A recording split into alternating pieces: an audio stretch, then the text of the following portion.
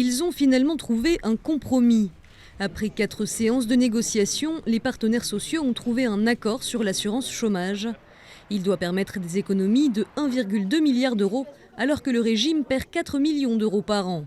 Le principal point d'achoppement portait sur les contrats courts. Le patronat a obtenu la fin de leur surtaxation. À 3 semaines ou 4 semaines d'une élection majeure, en disant on ne sait pas signer un accord, c'est, je dirais, ouvrir une boîte de Pandore, qu'on ne voulait pas ouvrir, ni côté patronal, ni côté syndical.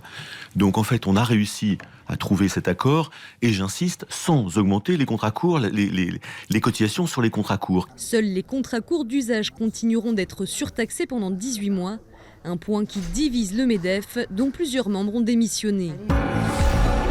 À gauche, François Patriat quitte officiellement le Parti socialiste. Le sénateur de Côte-d'Or a annoncé aujourd'hui vouloir se consacrer entièrement au mouvement En Marche. C'est l'un des premiers socialistes à avoir rallié la candidature d'Emmanuel Macron. Menacé d'exclusion par Solferino, François Patriat s'était mis en marge du PS depuis début mars. débat. Le CSA s'inquiète de la date choisie pour le dernier débat avant le premier tour de la présidentielle. France Télévisions a prévu d'inviter en plateau les 11 candidats le 20 avril, soit 3 jours avant le vote. Une date trop proche de l'élection, juge le CSA. Sa préoccupation est partagée par les proches de François Fillon, ainsi qu'Emmanuel Macron et Jean-Luc Mélenchon. Le candidat de la France insoumise a annoncé qu'il ne participerait pas au débat. Le CSA propose d'ouvrir un dialogue entre les chaînes et les candidats. Impôts. Les sénateurs veulent encadrer la fiscalité de l'économie collaborative.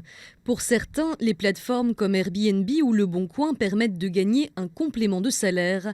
Mais pour d'autres, il s'agit d'une activité à part entière. La Commission des finances a donc rédigé une proposition de loi.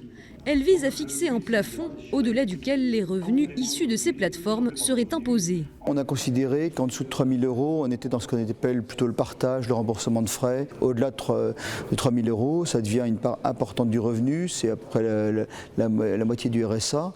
Et donc il nous paraît normal que dans ce cas-là, il y ait des impôts normalement comme toute activité. Grève. La grève générale illimitée se poursuit en Guyane.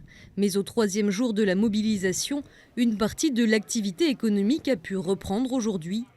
Au lendemain de la plus grande manifestation qu'ait connue la Guyane, les grévistes se disent déterminés à aller jusqu'au bout. Ils continuent de se relayer nuit et jour sur les barrages routiers. Les ministres Erika Barretsch et Mathias Fekl sont attendus sur place ce soir pour mener les négociations.